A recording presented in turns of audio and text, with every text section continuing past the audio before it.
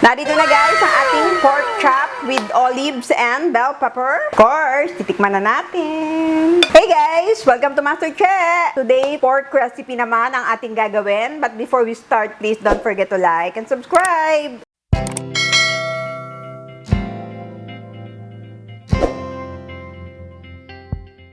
Magluluto tayo ngayon guys ng pork chop with olives and bell pepper. Yan, sobrang simple lang nito. Lagay tayo ng oil.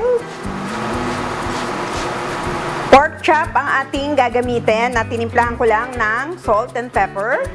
So, lagay muna natin ang ating garlic.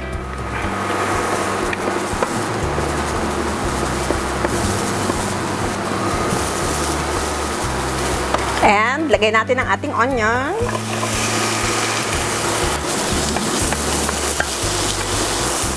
Lagay na rin natin ang ating tomatoes.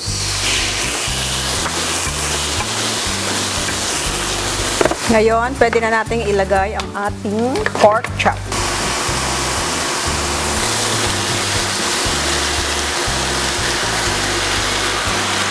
Maglalagay din tayo ng fresh rosemary. Pwede rin kayo maglagay ng dried rosemary, kaya lang meron tayong fresh, so yun ang ating ilagay. At maglalagay din tayo ng broth.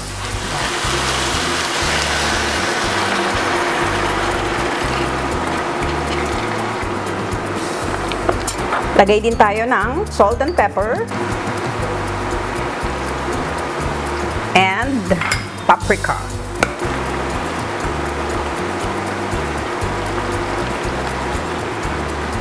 Hintayin lang natin lumambot ang ating pork chop at lalagay natin ang iba pang ingredient. Ngayon, tatakpan muna natin at babalikan natin. A few minutes later. Ngayon guys, check natin ang ating pork chop. Ayan. Ngayon, ilalagay muna natin ang ating carrots.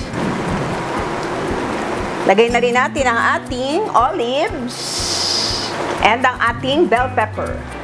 Ayan. Yan, tatakpan natin ulit. At babalikan natin ulit ang ating pork chop. A few moments later. Ayan guys, balikan natin ang ating pork chop. Yan. So ayan, okay na siya.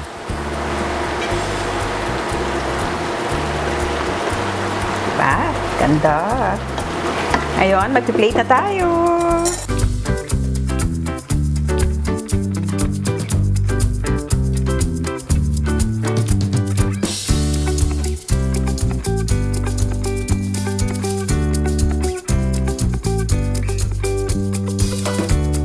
Narito na guys ang ating pork chop with olives and bell pepper. Of course, titikman na natin. Yan. Ano nyo naman. Pakabango.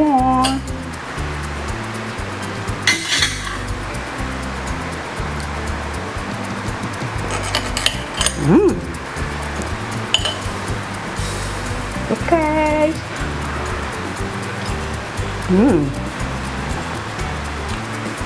So tender guys, and sobrang bagay na bagay yung rosemary and the paprika. Tama-tama lang yung kanyang saltiness at harap talaga pag malambot yung pork.